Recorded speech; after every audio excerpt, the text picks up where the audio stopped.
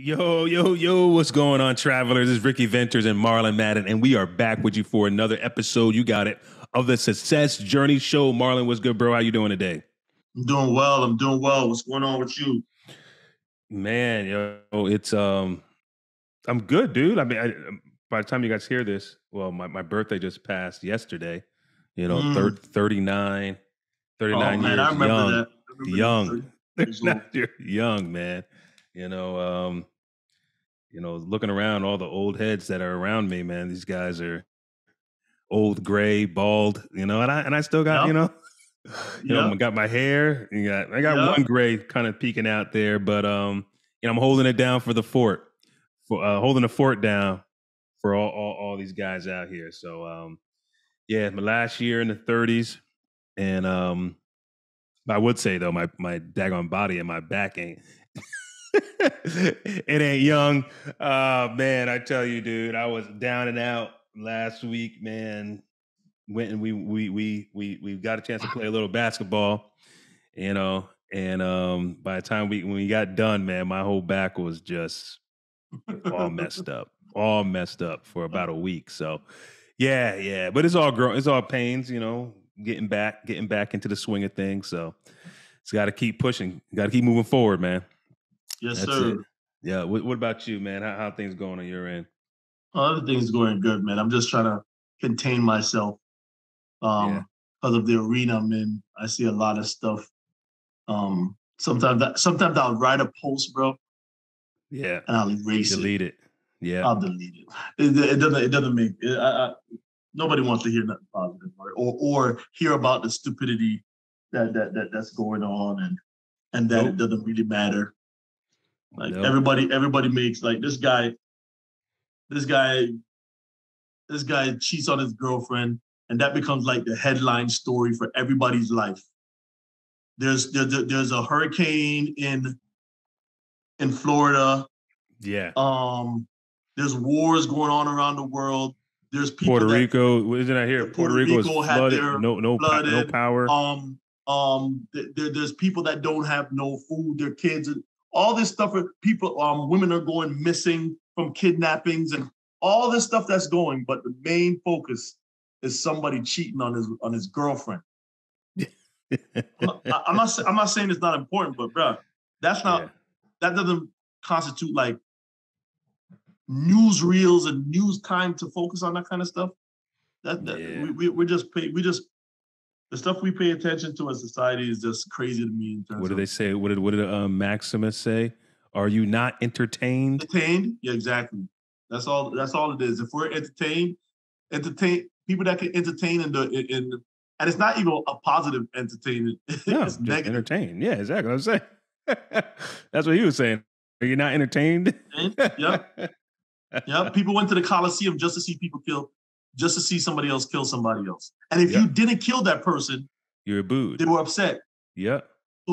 So they wanted the thumbs down, and if the Caesar didn't give the thumbs down when the crowd was like, kill him, and he went like this, they'd be like, oh man, the Coliseum is going down the drain. They don't kill the warriors in the middle anymore. People getting soft. Yeah, people getting soft. Killing. They're not killing. That's exactly just thinking about that. Think about a society where for sport, like instead of us getting together for basketball, watching basketball, you're sitting there. Yeah, like, we're going down to the arena to go kill somebody. That was the way of life. That was the way of life. Dude, all right, man. I'm grateful we have been part of this progressive society. War used to get online and just run at each other. Yeah.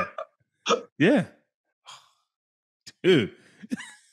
Just line up. Everyone line up. Everybody line up and just. No. I remember how they used to take turns shooting at each other. Yeah, with the musket. Yeah. All right, you go now. Oh no, you go now. Yeah. Oh man, I never forget that movie Patriot when Mel Gibson and his crew, they went against the rules of war, came up with their own rules. Yep. Start killing people. It's like, yo, we ain't sitting in no line shooting people. Like, Nah, Now, man, we coming to get you. So you better refill your musket a lot faster. yeah, there's some battles. If you go to the in Virginia here, some of the battles, they're like, man, this general went against the rules of war. He attacked at night. The heck? It was early morning. People are still sleeping. Yeah, What? dude. Oh man, I guess things change on all fronts, man. I mean, you would hope it's for the better, but we have our own problems now Yeah. because now, like you said, we're entertained by, there's catastrophes going on, real serious problems going on, and a good portion of people are focused on a relationship issue. Yeah, and the shallowness, to me, is just the shallowness of it. Just like, how could he cheat on her? She's so pretty. Like, like you don't talk about the totality of a person. You just say, how could you cheat on her? He's so pretty. Or how could she cheat on him? He's so handsome. Yeah. Or how could he cheat on him? He has so much money. You understand? It's so all the stuff are so superficial and so shallow, and then that's why cheating happened, bro, because it's just superficial. Superficial. Yeah. Yep. Man. Yeah. Nah. It's. But the thing that scares me the most, and I think we were talking about this at one point. These are the people that are going to be voting. These are the people raising kids, giving them their value. Man, we were watching. I don't know if you guys saw this YouTube clip where, a guy was out there asking people, this random questions, and one of the questions was like, "Yo, who fought in the Mexican American War?" And they were like, Korea, and so I was like, what? No, he said Nazi in Germany. Oh, which was the same person. That was one of them. That was one of the answers. Yeah. One of the answers. Nazi in Germany. Korea. And that's our society, man. Those are the people who are going to be arguing what real looks like, right? Yep. Arguing what truth is, arguing what real is, arguing morals and values and all that kind of stuff. That's what we're up against. So it's it's frightening to see, man, with this next generation. Yeah, that's why I just erased my post. I'm just like, no. I was gonna do a let it fly. There's so many things that, like, anyway. I don't want to get too. It's crazy. Like when you say make something great again. Yeah. That means it's not great. Yeah. But if you ask, and there's a reference to what was great. What was great? Yeah. So if you ask somebody, give me a time frame when you thought it was the greatest, or do you think America's a great country? They'll say yes, but still you'll say make America great again. So I know I'm from the islands, and probably use, even though English is the first language over there, is patois, but I kind of understand how what a structure of a sentence is and what it means. Yeah. So I like those are the things I just sit back and think about. Like, man, how is that a slogan that makes sense? Like, anyway, but so I'm just like, all right, bro. All right. Oh man, makes the world go round, dude. Makes the world go round. But hey, listen, guys, we're not going to keep you. We're going to jump right into our guest, man. We have a phenomenal guest for you, like we do always. Welcome to the Success Journey Show. Let's travel together through the lives of individuals on the road to success.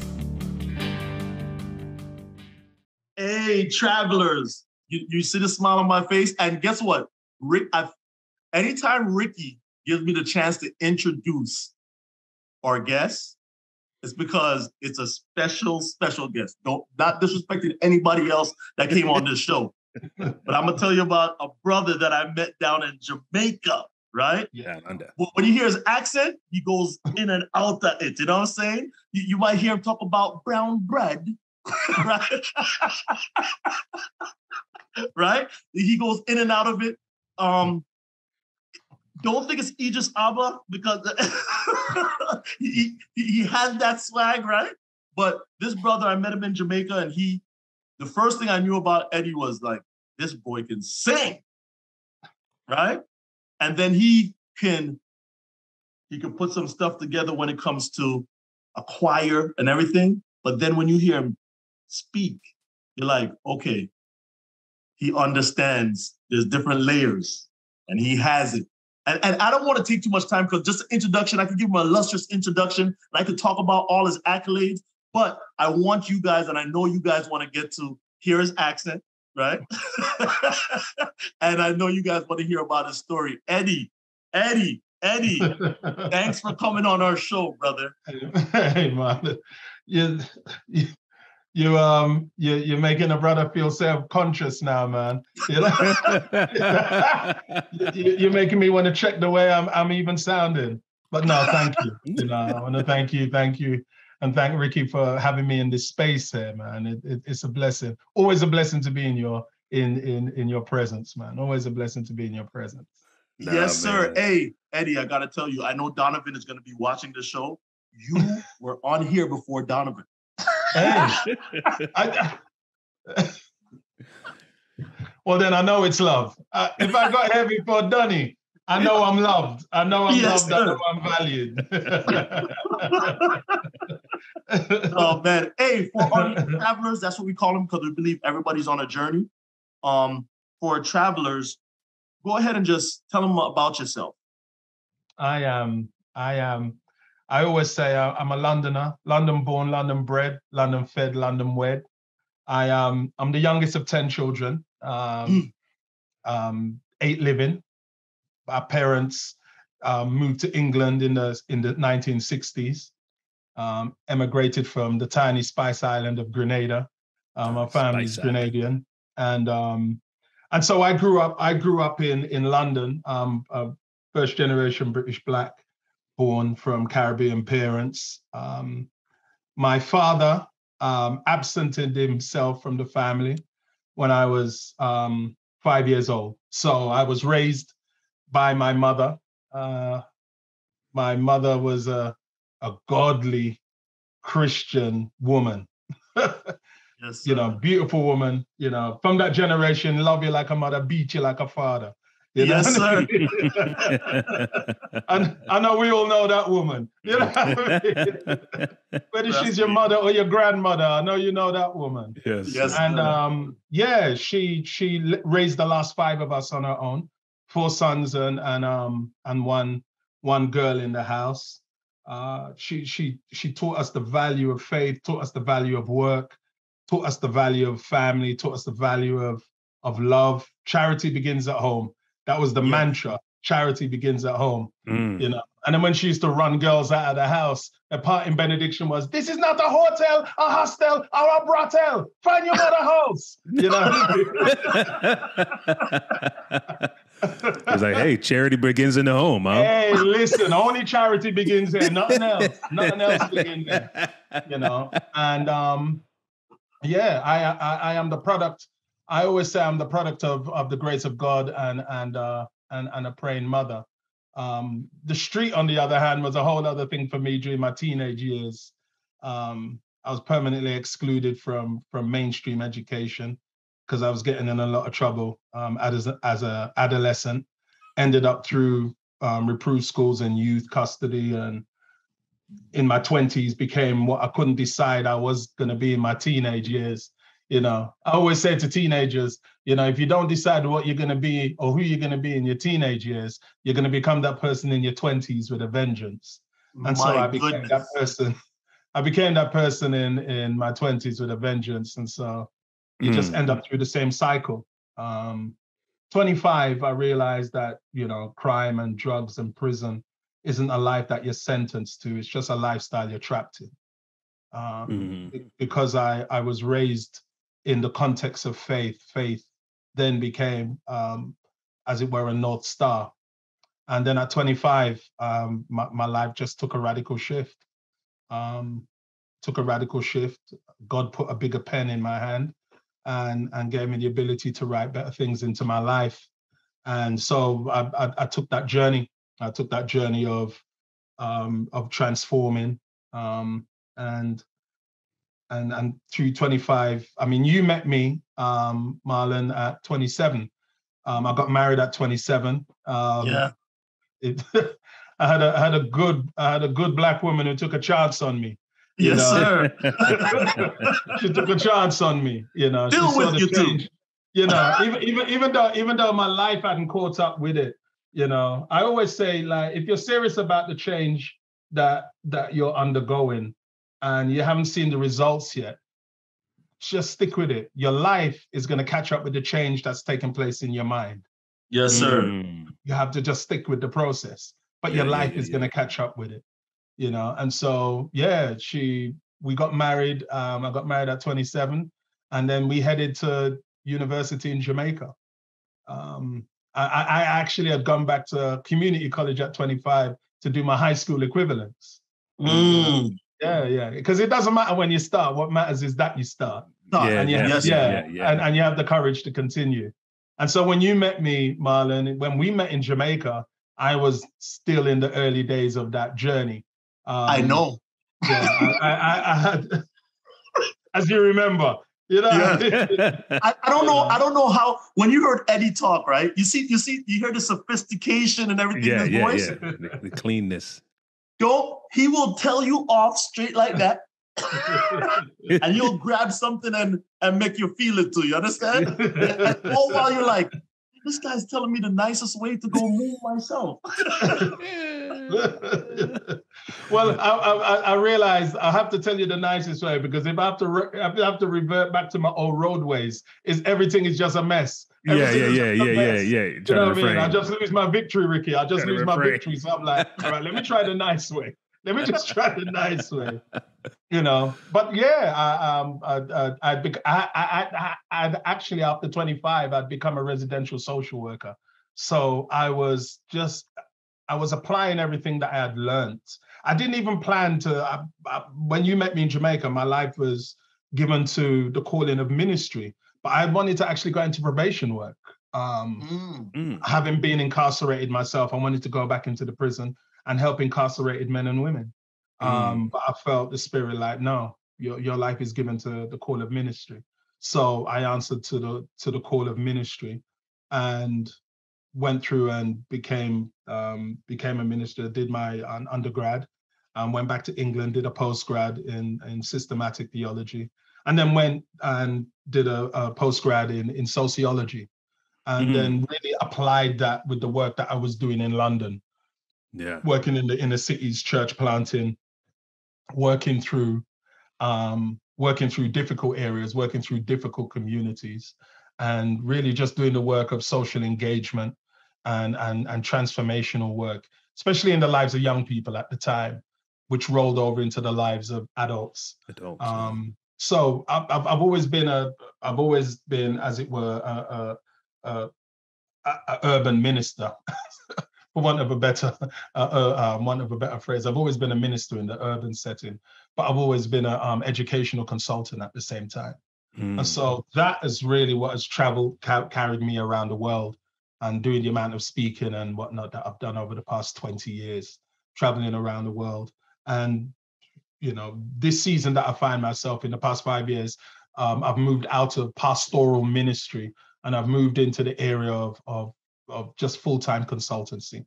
So everything that I've learned over the past 20 years, I kind of put into life development and resilience, and helping create good leadership cultures and good personal lived culture for individuals and for organizations, churched and non-churched organizations. Next year, would you believe, Marlon, next year, Yvonne and I were married 30 years. Wow. My goodness. Yeah, I know. Praise God, man. I know. Praise God, yeah. Listen, Ricky, of all the things I've achieved in my life, that right there, that is my greatest achievement. Yes, sir. That by far, that and being the daughter, and being the father of a daughter.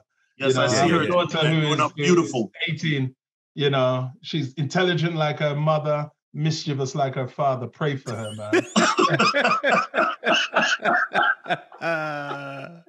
Pray for her, man. Pray for her. She have the intelligence and the mischievousness, together. And she drive hot like her mum. I don't drive hot like, hey. Listen, we live at the end of a long street. When you see this girl coming down the street, I'm pulling hey. She's auditioning for Fast and Furious, man. I'm like, girl, you have to come in so hot. I call her coming in hot. Because that's what she's driving. What? I'm just waiting for her to just handbrake it round. Right. I love it. Yes, man. Yeah, so that's where I find I moved to Australia 10 years ago. I'm an Australian citizen now. I'm an Australian citizen. Wow. We live here. I moved here for ministry 10 years ago. Worked at the Avondale University. I was the first Black minister in their 130-year history. Wow. Took 130 years, and then they find some teepee little black boy from out of Fulham, West London. That the Holy Spirit transformed. And I was a pastor, you know what I mean? Yes, sir. And and then I worked here for 5 years. And then from here, I started the consultancy. And so this is what I've been doing for the past 5 years. I'm in my writing season now. And so I'm enjoying writing. I'm enjoying... got a book coming? No, he had a book already. I've got books out. Yeah. Books out. Hey, promote them, man. Living from here. Let me get a copy of my... Let me get a copy of my book, Living from Here. But look, the latest one, the ebook. My wife was showing up, Eddie, man. Take that book down, man. It look too smooth. No, Eddie. People are gonna watch this and they're not understanding. I don't know if you can put your age out, or some women don't want to put their age out. I don't know about men these days. We don't want to put our age. Hey, I'm a 65 baby. I'm 57. I'm 57 years old. Wow. But they say black don't crack. But yes, sir. Mash up, Reggie. Mash up. You know what we're like? Outside we look like this, but inside we're tired. Yeah. We cringing. Yeah, I know. I'm feeling that myself. Hey. Yeah, I'm feeling that myself. Don't crack, Asian don't raisin, but inside, boy, tired. You know what I mean? Who would have thought, man, he would have brought that back up after we talked about that in the intro. Yeah, I'm feeling you 100% on that one, man. Wow, 57, man. God bless you, sir. Yeah, God is good. God is good. Man, you close to senior citizen, man. Listen, I was literally, senior citizen like Give me a few more years. Let me get over 60, then we chat that. But no. A funny thing happened. Not a funny thing. Something that really put everything in perspective, Ricky. My mom passed 2020. And sorry to hear that. She was 95. Had a good innings. I was able to get out of Australia, get to England before she died. Got there in the morning, was able to be with her, and as the pastor of the family, pray over her, present her. She was the bed was surrounded by children, grandchildren, great-grandchildren. I mean, she really went on her terms. Yeah. And then she passed quietly during the night. We had the funeral. And at the funeral, I've got nieces and nephews who are in their 30s, 40s, and 50s. You know what I mean? The family's that big. Yeah. I mean, you said 10 kids, and you. And I'm the youngest. I'm the youngest. Tail end of the family. So the eldest in my family is 74. The eldest sibling in my family is 74. Anyway, we're standing around, and the kids went to take a picture. The siblings, the nieces and nephews, but these are the ones in their 40s, and I went in to take the photo with them. And they said, "Oh, uncle, this is just for the nieces and nephews." So I looked around, well, where are the older ones? And Ricky, we were the oldest. There weren't no auntie so-and-so, there weren't no uncle. Wow. It was Uncle Eddie and Uncle Simon and Auntie June. Yeah, we were the oldest. You know what I mean? Wow. So Seriously, I turned around and I was like, oh man, it's us.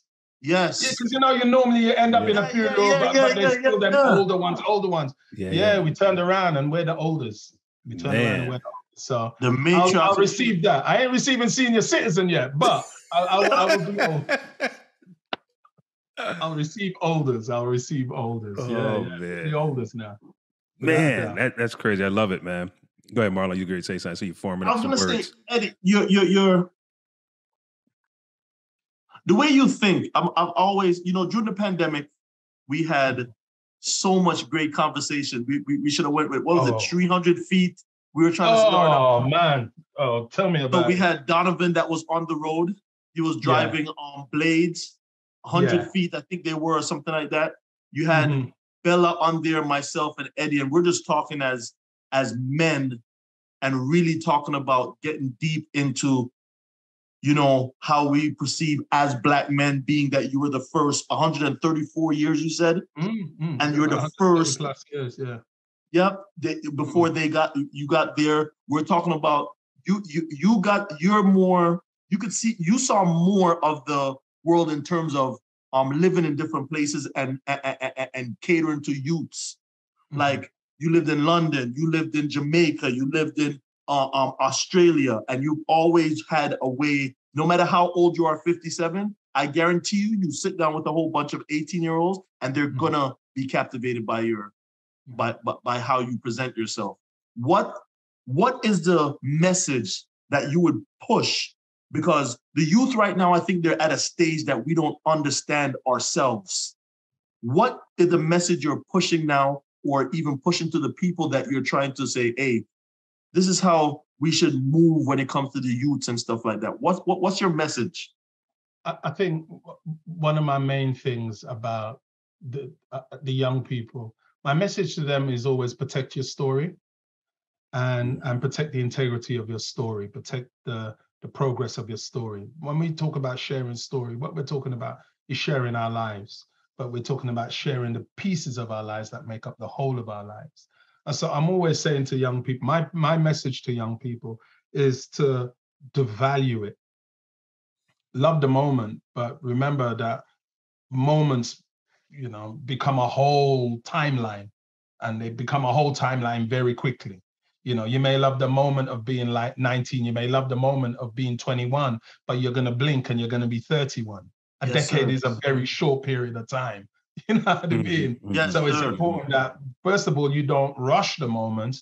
And number two, it's important that you protect the moments. Yeah. And my thing to the elders is, don't allow the young people to be us. I think about that with my daughter. My job is not to make my daughter a better version of me. I'm realizing that my task as a father is to empower my daughter to be a better version of her. Yeah, yes, that's deep. I've never compared my daughter to anybody else. I've always held my daughter. The only person I will have my daughter in competition with is her potential. Herself, yeah. Yep. Yeah. When I see her operating at 5, but I know that she's an 8, that's who I put her in. Yeah. I'm like, when this period of you, in this stage, in this area of your life, you're always an 8, but here you're a 5. No. Yeah. An 8 is what you are. Yes, sir. So I think with the younger generation, I think my message to them is always protect your story, understand the value of where you find yourself. What they want is authenticity, and what they want is transparency. And what we want as the elders is consistency and continuity. Yeah. But I'm beginning to understand that you can't have consistency and continuity without transparency. And authenticity. Yes, sir. And you can't have authenticity and transparency without consistency and continuity. So, I'm always trying to find out, all right, how do I pour into you and have you pour into me? Never allow myself to feel like you're too young to teach me something. Yeah. Because you operate in a part of the world that I don't understand now, because it's not my part of the world. Yes. Yeah. Oh, man, that says a lot, Eddie, because one, like the underlying thing in that, what you're saying is that you have to commit time, right? That you can't develop any of those things without sharing time with that individual, sharing space with that individual. And how do you prepare for that time? Like, how do you make sure that time, that necessary time, is allocated towards, whether it's just your daughter or anyone else, right? You know, as you're building relationships with people, how do you look at that time element to make sure you're nurturing the necessary things in order to get the results that you want? I think with me, Ricky, is I just make it an ongoing just part of my life. This is how I actually live.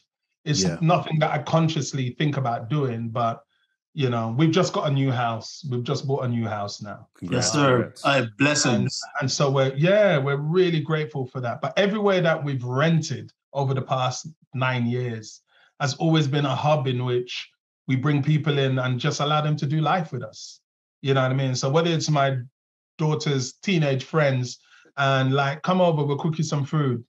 No, we're not going to hang out with you. We're just going to have the house is the place where you hang out. And if you want us to hang out with you, you'll invite us into the conversation. Otherwise, I'm going to be in my office, you know what I mean? But then some of the young guys, they're into podcasting. So I'll bring them up into my office and we'll pull out some stuff. We'll pull out my equipment and we'll podcast. Or when I was at the radio station doing, I was at Rima. Welcome to Rima 94.9 on the Central Coast. I'm your host, Eddie Hypolite. Welcome to Pancakes and Praise on a Sunday morning. You know what I mean?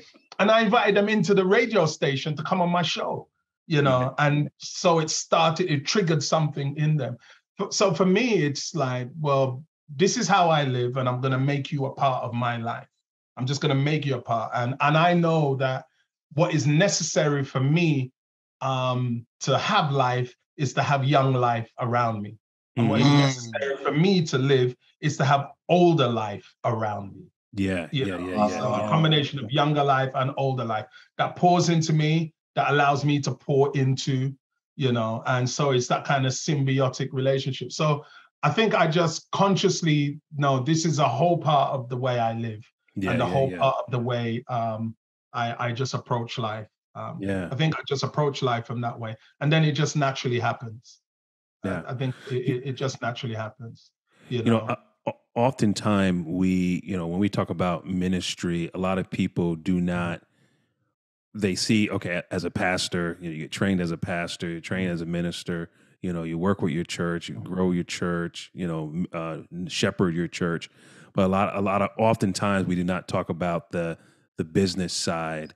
And I'm not talking about a business meeting for all those people that are church people. I'm not talking about a business meeting. I'm talking about the business side of just managing congregations, not only managing congregations, but even having that business savvy, as in, and the reason why I bring that up is because now you had transitioned to a point where now you're a consultant, right? And being a consultant, you don't have that church that you're shepherding in that same exact way. You know, things look a little bit different, but just that business acumen you need in order to really be successful in the consultant world. You know, how did you really start like developing that, and when did you see that, hey, this is the right fit for me? Because you're leaving something that's secure, things that are, well, let's not say secure, something that is known, something that is, hey, this is a pathway that a lot of ministers take and all this. And now I'm gonna go independent here and still do ministry, but I'm gonna do it in a different way that is going to lead more toward a consultant lifestyle. Like, talk about that difference in you growing into that, adapting that, and just kind of executing in that today.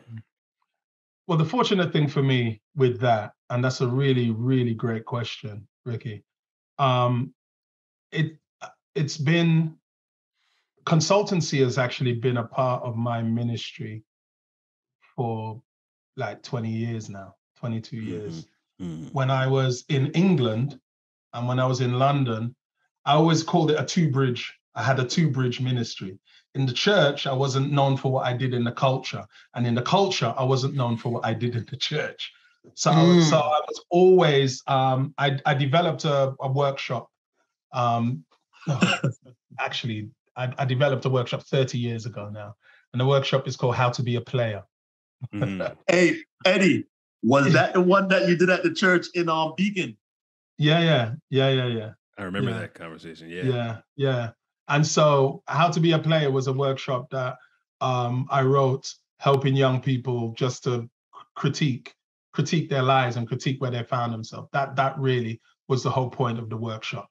And so that took me into schools, colleges, universities, and out of that workshop came an academic version of that workshop called Being Right Here, Doing Right Now, which really had a strong impact educationally. And so it took me into all type of educational institutions, social institutions. And then with a lot of the work that I was doing within church was around social engagement, was around leadership. That stuff would cross-pollinate. And so in a sense, I've always been doing it, Ricky. I've always been doing it. What changed was when I moved to Australia, I didn't do the consultancy part in the culture. It was just the church work that I did. So at the end of the 20 years, at the end of my 5 years, I found out that my contract wasn't going to be renewed. And so I just had the opportunity, it was, well, what do we do next? I could have gone back to England to pastor, and I had an offer to come to the States to pastor. But I think I was 16 years in ministry then, 18 years in ministry. And I just understood specifically what my gifts were. I understood specifically what I developed. I understood how my love for systematic theology and my love for sociology had both blended. I understood exactly how I think. I know how I think about the church. I know how I think about the culture. And I just knew how I could best serve the church. And so what I wanted to do was just do ministry over the next 16 years, 18 years from my strengths. It's not that I didn't love pastoral ministry. I loved pastoral ministry, but I just realized I can serve the church better this way. And then I understood, having said that there was going to be no structure within the church for me to serve the church that way. Because within the church structure, it's like, well, no, we'll give you we'll just give you a church, and whatever else the Lord is asking you to do, you do it out of there. One of the things I had asked was just let me go and create worshiping communities. Let me go into the development of worshiping communities. Put me in an area, give me 5 years, leave me alone. I will raise up worshiping communities for you. Yeah. But the feeling at the time was, well, churches need pastors. And I've always felt churches don't need pastors. Churches need leadership. The culture needs pastors. Yes, sir. It's the culture that needs pastors. Churches need leadership, and the leadership is with the members. Yes, yeah. You've got lay members who work in organizations. One of my closest friends, my best friend in life, works within an organization in England, and he manages a budget of 170 million pounds. Times that by 1.5 American. He manages a budget of 170 million pounds. And he is just one person within a congregation that probably, if you was to put them all together. Yes, sir. So the churches don't need pastors. They need leadership. They need pastors for the sake of facilitating and training and nurturing. But the churches already have what they need, but it's the culture that needs pastors. And so I asked the Spirit for permission. Can I step outside of regular ministry and do this? Spirit was like, you sure? I was like, yeah. Spirit was like, you sure? I'm like, yeah. Spirit was like, all right then, yeah. Because I've always seen the kingdom, Ricky, as a green light kingdom. I've always seen it as a green light kingdom. And I've understood that the calling isn't from the church. The employment is from the church. Yes, sir. The calling is from the kingdom.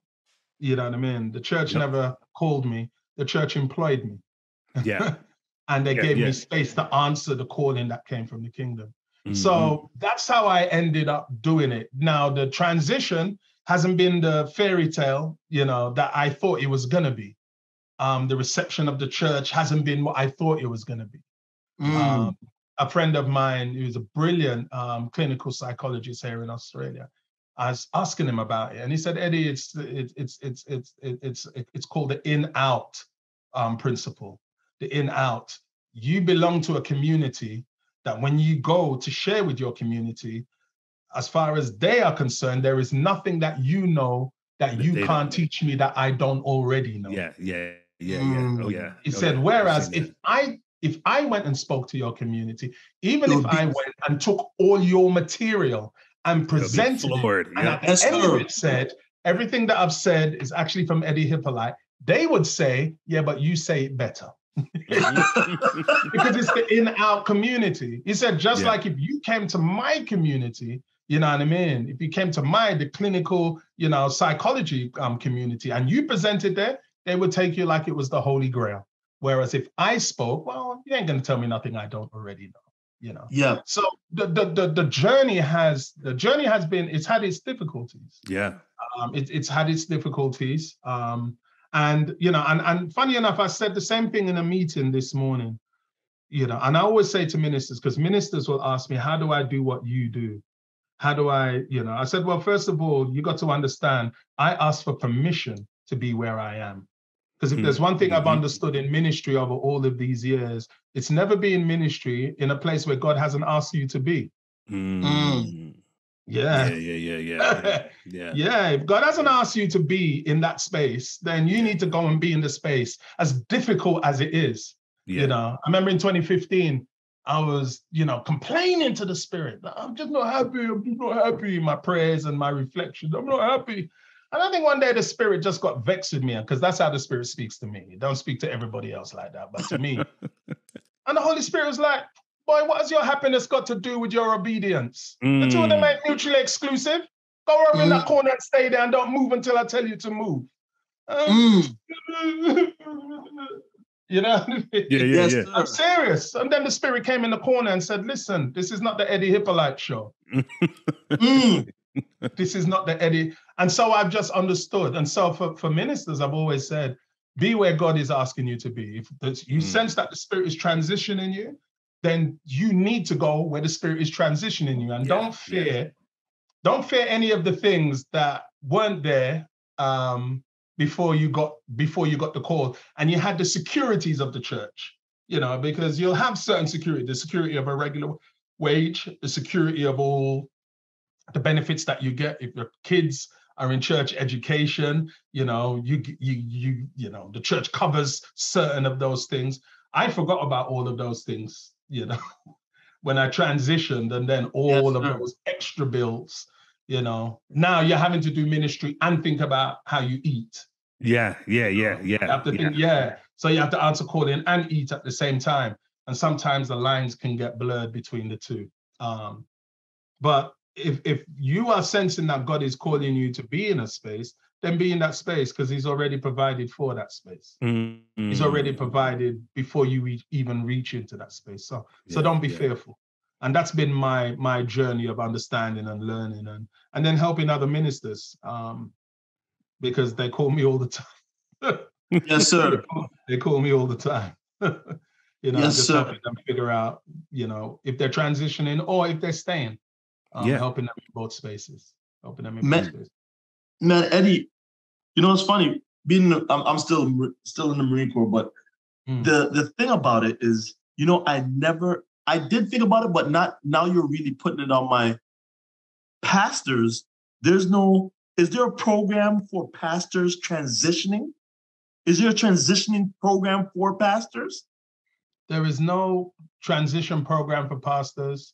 There is no real pastoral care programs for pastors. There is no transition into retirement. My wife is speaking at a retirement conference for ministers this morning. There is nothing like pastor. The reason why pastors hold on so long is because they know that once they're outside of the system forgets them. Yes, sir. Yeah. And it's the same for those who are not only retired, but like myself. I do know that now that I'm outside of the system has forgotten me. And the system will look towards me when they need something from me. Now, that's just the nature of the system. So I'm not mad with the church. I'm not mad with the church. I just do understand that's the nature. That's the nature of it. But no, there isn't. I think we have to be the only profession that goes in, year out, doing what we do, handling the amount of trauma that we do without no proper professional supervision for us. No proper professional supervision. So even when our families go to pot, there's no real care for pastors. And I think it's because maybe, I'm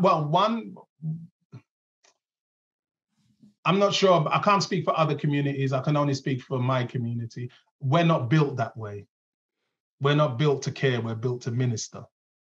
The two is not synonymous, right? But we're not built to love and to care. We're built to evangelize and to win and to minister. And when I say minister, manage the people. You know what I mean? We don't stay there long enough to even learn the names of the whole of the congregation. You're in there 5 years, and at the end of 5-6 years, you've just about got around knowing your members.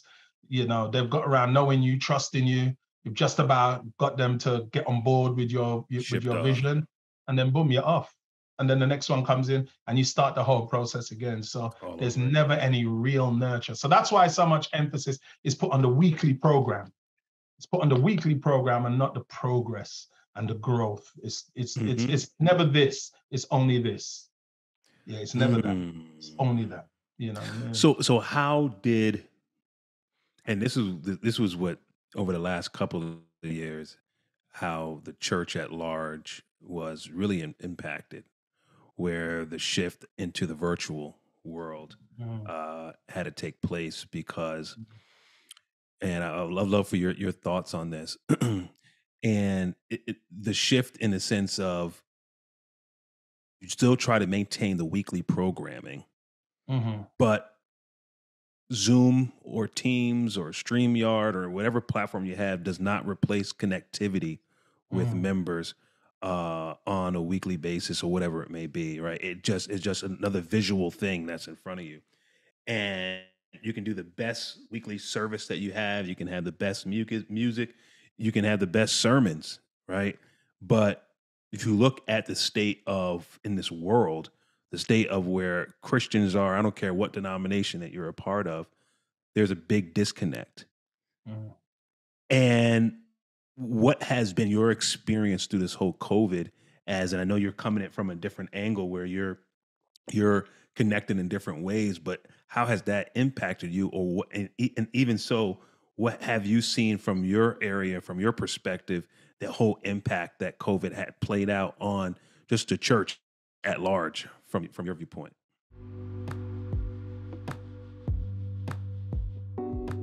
Thank you for listening to the Success Journey Show. Please follow us on our social media on YouTube, Instagram, and Facebook at The Success Journey Show. Also, check out our website at thesuccessjourneyshow.com. Thank you for listening and enjoy the rest of the show. I think it's an excellent observation of what you said, Ricky, because the struggle is just Christianity right across the board. Yeah. Every denomination has experienced the same thing. And it's the disconnect. It's not just the disconnect of society from the church, although people, kind of turn to the church in times of, it's almost like, the thought just came to my mind. When people go to prison, they pray a lot because they're in isolation. Praying every day. Or the whole world went into jail. And so everybody's like been praying a lot. You know? Everyone's been praying a lot and reading a lot more. But I think that the main fallout has been to our generation of millennials and Gen Zs. They've just not come back to church now that church is opened again. And I think what COVID did, the blessing of COVID, if we are willing to, the blessing and the benefit of COVID for the church, if we are willing to do the work that opportunity allowed us, was to pause us I always used to say when I used to do work with church leaders and local churches, especially around community engagement, I always used to say, if your church was to close today, would the community miss you? Yes, sir. And the answer to that question is no. Then it's because as far as the community is concerned, you don't exist. You don't exist. Yep. All you are the people that turn up once a week, come into the area, do your thing, and leave. Because really, we treat the community like a side piece. Yep. Yeah, because we don't live in the communities that we worship. We commute to the communities that we worship. 100%. Yeah, so that community is like our side thing. We go check her at the weekend, check him at the weekend, but then we go back to where we're actually at. There's no real engagement with that community. And so I think what COVID did was pause everything that we do. Pause everything that we do, throw everything online. I know that, and I used to say jokingly, I mean, during COVID, I preached all over the world.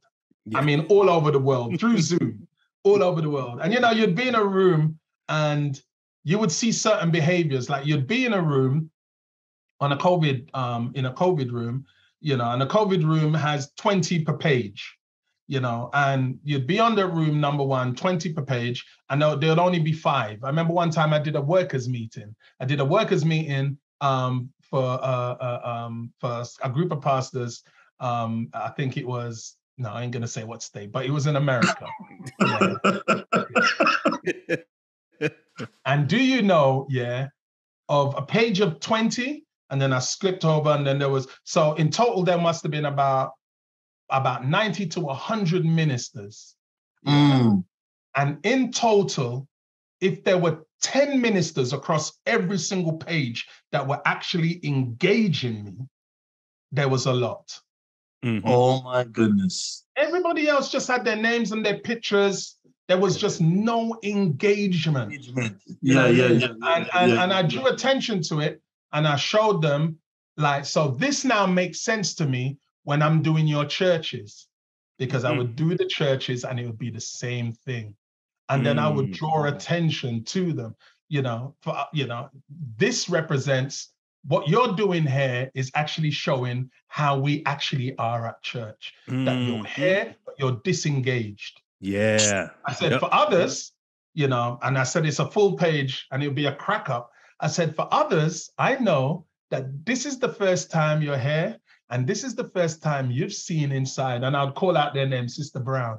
I said, I know for many of you, this is the first time you've actually seen what the inside of Sister Brown's house looks like. You've been going to church with Sister Brown for 20 years. You've never seen inside her house, but now you're looking, and people will be cracking up. Yes, sir. Because it was true. I said, I know this is the first time you've seen inside of so-and-so's house. You're thinking to yourself, oh, I didn't know she has so many plants. I love plants. And because you're looking in your house and you're like, oh my gosh, she's got as much plants as me. But you've never been inside her house. But Zoom has now allowed you to look inside her house. And I think that's what Zoom did. Zoom gave us a window into each other's lives. Just the mere fact, you know what I mean? That I'm sitting here looking, I'm like, all right, then I wonder what the helmet is that Ricky's got there. I wonder what's that. Is that a clock? No, that's an award. Oh, I wonder what he got that award for. Oh, there's an award. And that's what you're doing. You're kind of nosing yourself, but you're beginning to see some of his life. You're beginning, and I think I said what COVID did is pause everything that we did, and it forced us, when we came online now, to have honest conversation and serious conversations. But what we haven't done is learn from that and apply those principles. The other thing that I don't think that we did, Ricky, Marlon, is that we haven't had proper conversations about what didn't work before COVID. Yes, sir. And what we do not take back into a post-COVID reality. We haven't talked about our pre-COVID church. No. You know what I mean? And so I think there are some things within COVID. And so for me, I think those are some of the challenges. Helping, young people are just deciding, no, I'm good, and understanding that we now have to create new worshiping communities for these young people. We honestly, if you want your children to survive in this post-COVID world, because you aren't going to change your church in order to suit them. Well, then create a church for them. You know what I mean? Create a space for them to survive. Because you are not going to turn over your church for these young people. No. All right, well, then give them a space in which they can survive and which they can thrive. Yeah. You know, because they're virtually existing. And they realize post-COVID, no, I don't have to go back to that. You know, they've fed themselves in churches and different communities across social media that has fed their souls. And now they're thinking about going back to their traditional thing. They're like, no, I'm not doing that anymore. I'm not doing that. Yeah. Now, we will get mad because they're not coming to us, not realizing, but they are staying within the Christian faith. Correct. Yeah, all right, just because they're not coming back to you, that means they're not coming anywhere? They're staying within the Christian faith. So let's celebrate that, and let's think about where we are. Let's think about why they're not coming back to us. Let's have that conversation. Yeah. And so I think those are some of the challenges, the conversations that I've had and continue to have. You know, we've rushed whole scale back in, and we still haven't had a lot of the conversations. And I was in England just recently in England, and that was a really big thing. You know, the young people are not coming back. I'm like, but why are the young people not coming back? That's the question. You know what I mean? What was there before? Correct. Yeah, then it's not that they're not coming back to church. They're not coming back to this because they are staying with Jesus, but they're just staying with Jesus in other communities, not your community. Correct. Yes, sir. Correct. Yes, sir. So you've got to have that honest conversation about why don't they want to stay in our community? Man. Rick, I don't know if you want to continue that train of thought, because I know our listeners, I'm telling you already, you hear Eddie talk, it's captivating. You just want to, and this is not even, anyway, I have a funny story about that presentation at church that you did. Before I ask the question, let me tell it, because I don't want to get funny after I ask you this question. So Eddie, we're at the house, Eddie blow the church down in the morning. And let me tell you something. Ricky know me. You can't preach to me and do the that's when I sit down. It has its place.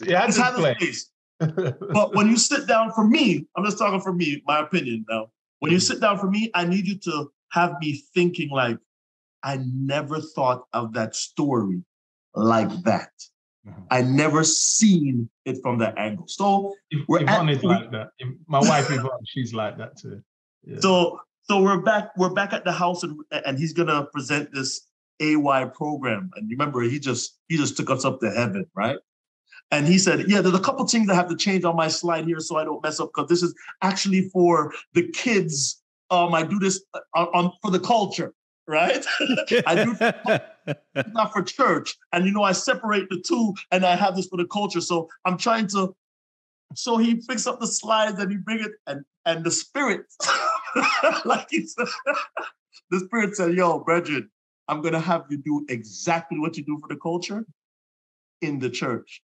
Yeah. And when the first slide came on, I'm just gonna use I'm gonna paraphrase the word. It says, he looked up, and he saw what the slide said. He said, all right, now we're going to talk about N-word, bees, and hoes.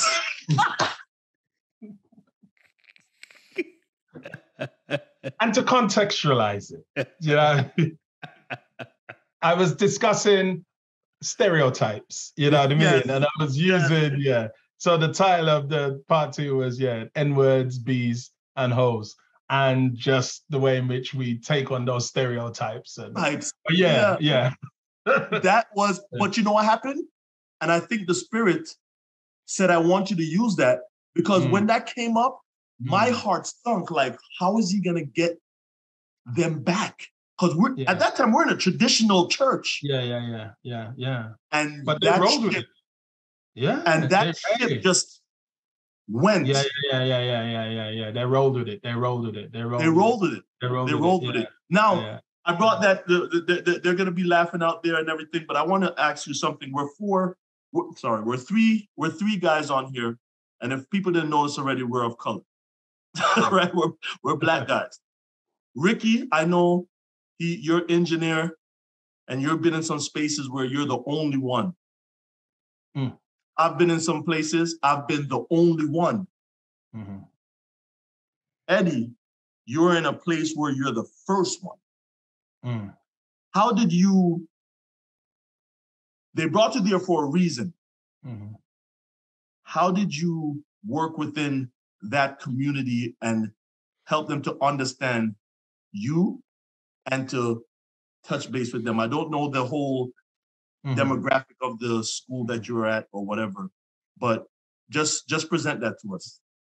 Well, I was at Avondale University, and so Avondale,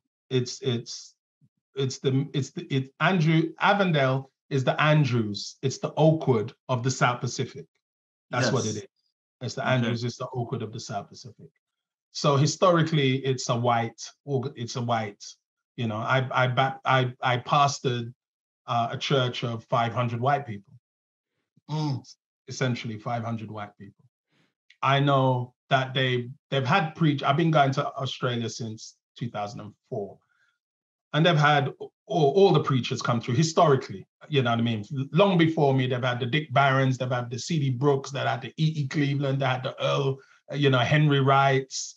In this new generation, you had the others, Eddie Hypolites. Not that I'm comparing myself to any of those. So they understand Black preachers, but Black preachers come and they go. In Jamaica, they say, come see me and come live with me is two different things. You know what I mean? Yes, so now that I'm coming to live with them, I know for them it's, and I'm trying to say this kindly. I'm trying to say this kindly, and I'm trying to say this honestly. It's the West. It's the West. And so racism is just here. It's the church. So racism is just here. It's implicit bias. It's unexamined, it's unexplored, it's unchecked. It's unrecognized, but it's still there. So I know that there would have been racial biases in some of the things that they thought. There would have been racial biases in some of the ways that they responded to me, and I would see it long before they would see it. I think the only way that you can actually deal with that as a Black person within that space is to always turn up as who God made you to turn up as. I don't turn up as a Black man, I turn up as a man. Now, if my color becomes an issue, I will address your issue with my color, but not my issue with my color. And that's the way I taught my daughter to move in this country. You will not move in this country, in your school, or anywhere you find yourself, as if your color is a problem. Yes, sir. Ricky. Always move as though with no thought of your color. Now, when people raise an issue, or if they have an issue with your color, you will address their issue with your color, but never your issue with your color. That's what you will address. I'm addressing your issue with my color, not my issue with my color. So for me, I always moved and I never moved from the space of my color. If people fought me, I always gave them benefit of the doubt. Well, they're not fighting me because I'm a Black man. They're fighting me because they're ignorant. They're fighting me because they're belligerent. They're fighting me because they're power hungry. They're fighting me because they want control.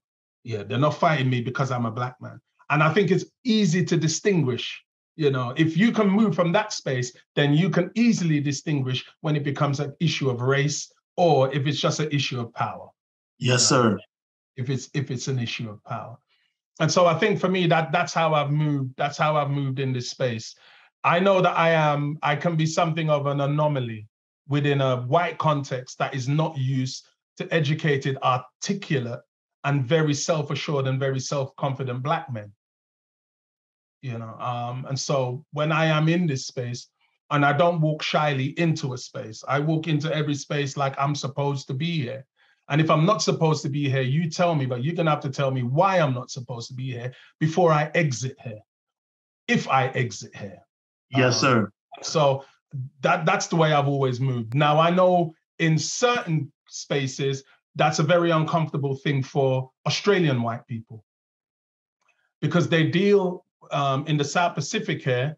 There is a culture amongst South Pacific people that is, it's not passive, but they show deference. They show deference, but they don't show deference from a space of weakness. They show deference because culturally, that's the way they are here in the South Pacific, across all, you know, whether they are Fijian, whether they are Samoan, whether they are Tongan, whether they are Cook Island, or whether they are PNGs, wherever they're from, whether, you know, whether they're Torres Strait Islanders, you know, or and Aboriginal, the first island, original people for this country. They kind of show different because that's culturally. But then I suppose that is an African cultural thing. We will show deference, you know, even in a Caribbean thing, to a certain point. You know what I mean?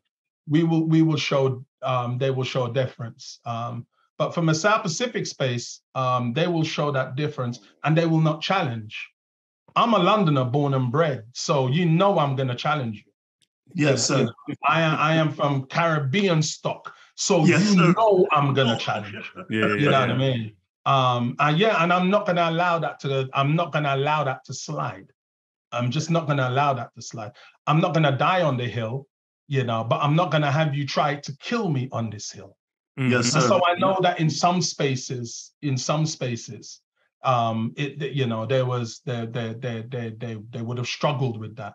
But then that's not my problem. That's your problem, and it's your problem because that's how you've been culturally trained, or culturally indoctrinated, or culturally that's how you've been just culturally brought up to see me as a person of color, you know, as a person of color. And so I know that in some spaces I can help them with that.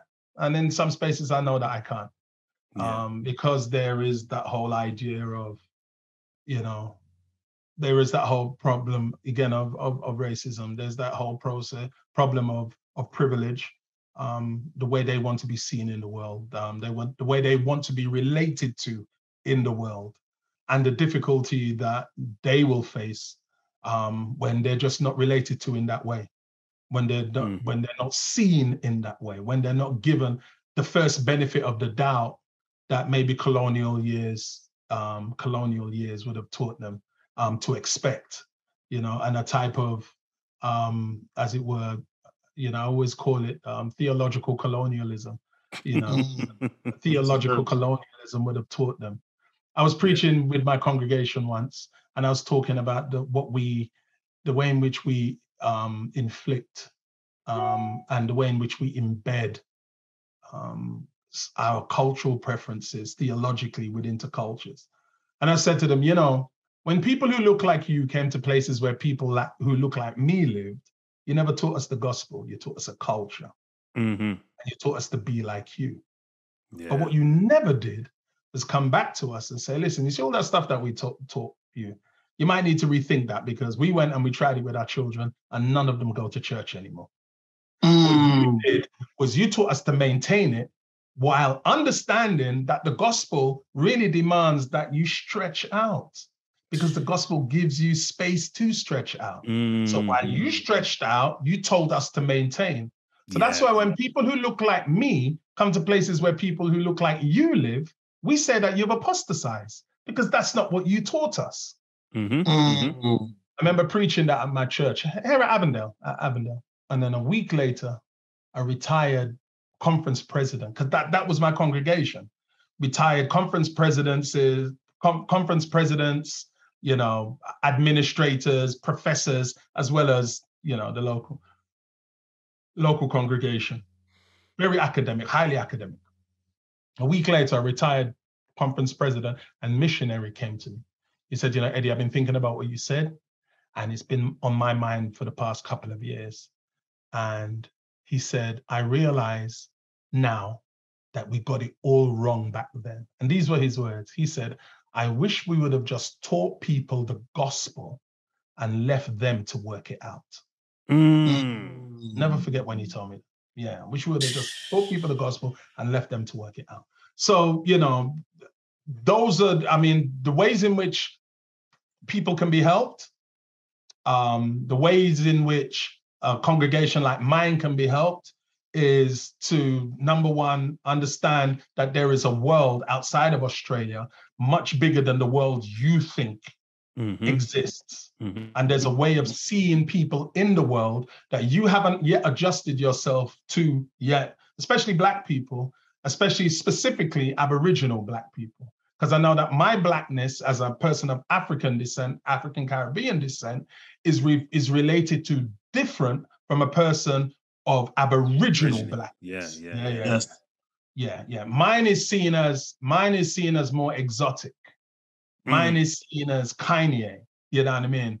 Aboriginal Blackness is seen as historical trauma that is unaddressed and that you haven't addressed yet and that you want to step back from. And so, so that has been the journey. That is my very long answer to your very short question. No, that was perfect. Yeah, that has been the journey here in Australia, with the context of being a Black man within a white congregation and within a white context. And I've got to say, I haven't really experienced real racism.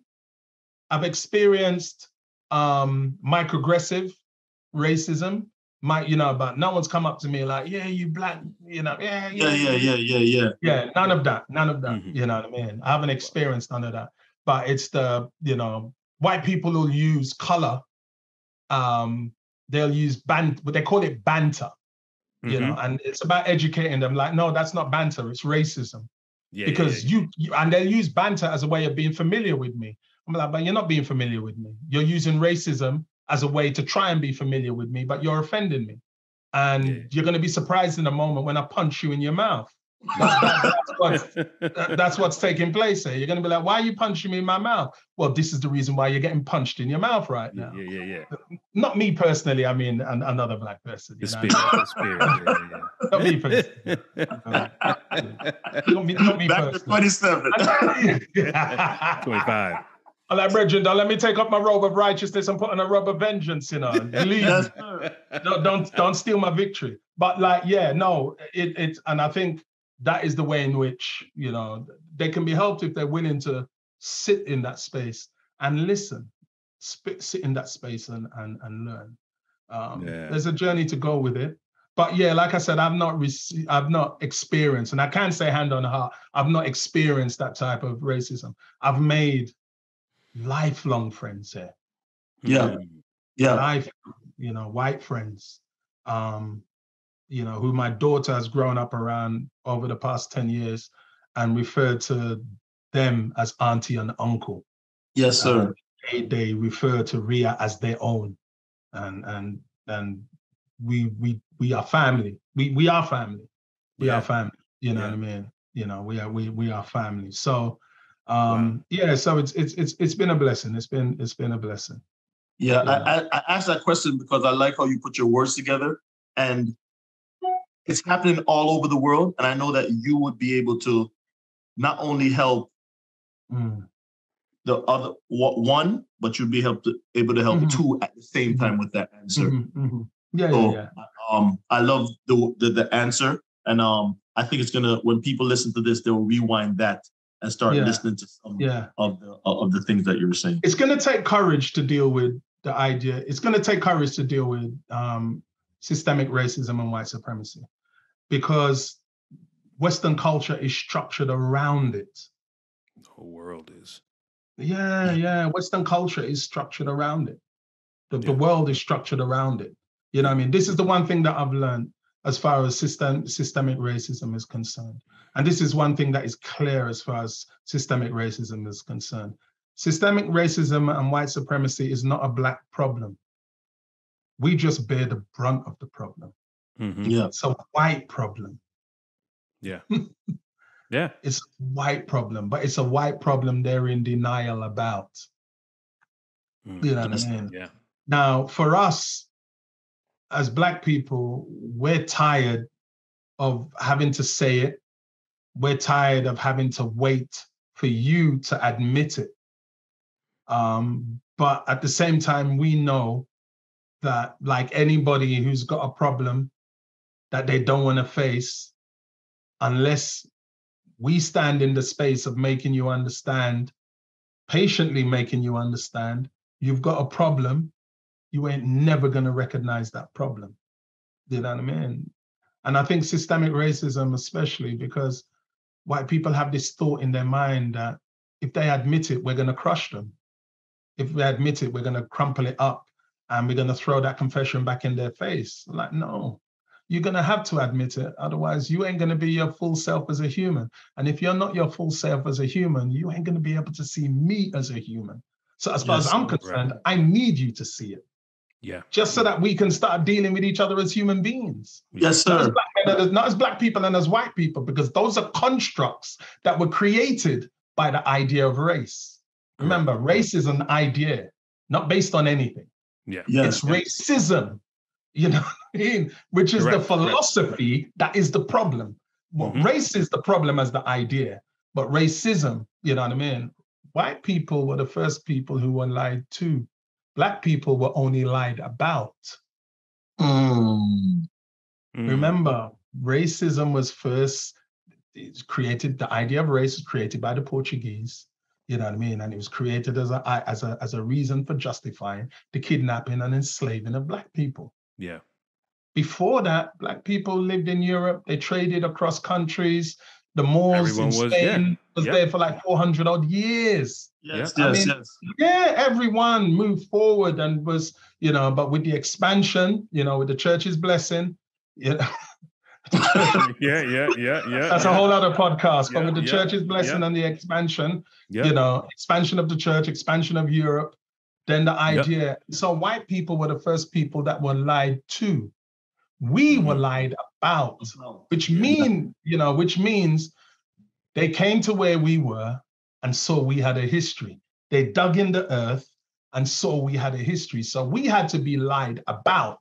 Correct. White people were lied to. Yes. You know what I mean? So really, they no real history and no real attention has been given to who they were before the lie was given to them. So they've always grown up with this. With that lie. You know what I mean? And so they've never been fully allowed to be within their true humanity. We were lied about, and we have never truly been allowed to be within our true humanity. So two people searching. Both of us, because of this lie, are existing outside of what it means to be in our true humanity. You know, systemic racism and white supremacy will be the death of everyone, black and white. It'll be the death of everyone. Yeah, man. It naturally self-destructs and implodes. Yeah, it's designed to self-implode and destruct and kill everything. Yeah, white supremacy and systemic racism is mutually assured destruction. The end of it is mutually assured destruction. Deep. Hey, Rick. Where did that come from? Where did that come from? No. Hey, Eddie, let me tell you something. You know what I know you're going to go deep? Watch this. And the thinking starts. Ask Eddie a question. You see him go like this. It's on. Yeah, I'm trying to see, and I know I may have simplified it too much, but I have to simplify it that much in my mind so that I figure out how I live. Yes. Yeah. Because you see what it is. Yeah. You see what it is. You know what I mean? Look at the end of all that. In the middle of all that, you got to live. Yeah. America is experiencing that right now. Yes, sir. Oh, yeah. Yeah. You know, America is moving towards fascism. Fascism is signaling the destruction and the end of America as you know it. Cornel West already says we are witnessing the demise of the democratic process, the democratic project.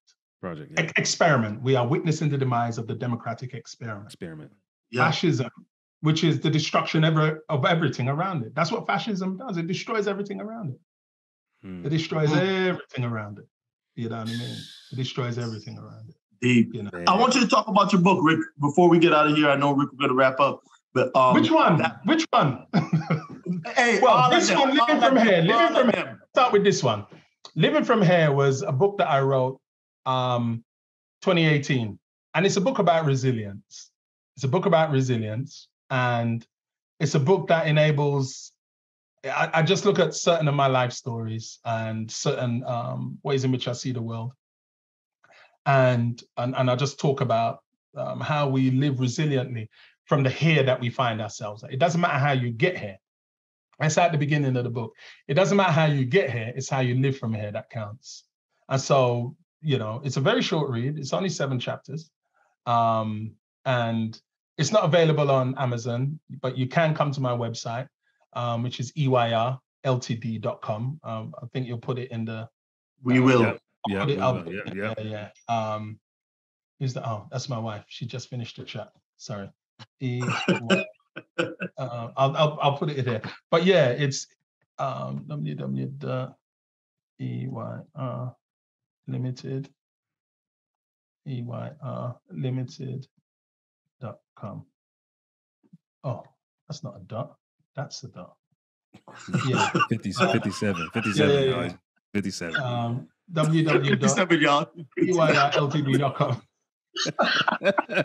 But the latest book that I've written is a book called 4 Questions, which you can also find at EYR. And I wrote 4 questions. 4 questions actually is the epilogue. It's the epilogue in this book. It's the epilogue in this book. And the chapter is called Where To From Here. And I asked 4 questions. The 4 questions are: who am I? How am I? How do I? And why and where do I?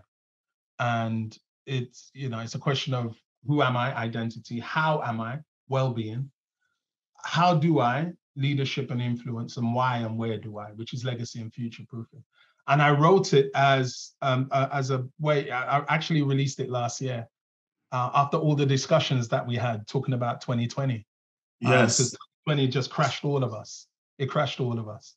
And I wrote it as just as a means of people navigating their way out of COVID. Navigating their way out of COVID. And so it's a free ebook. You can download it. And I created an audio book. So you can hear the audio book, and the audio book is free. I've just created your voice on the audio. Me. I wrote it. I wrote it. You can hear my sultry tones.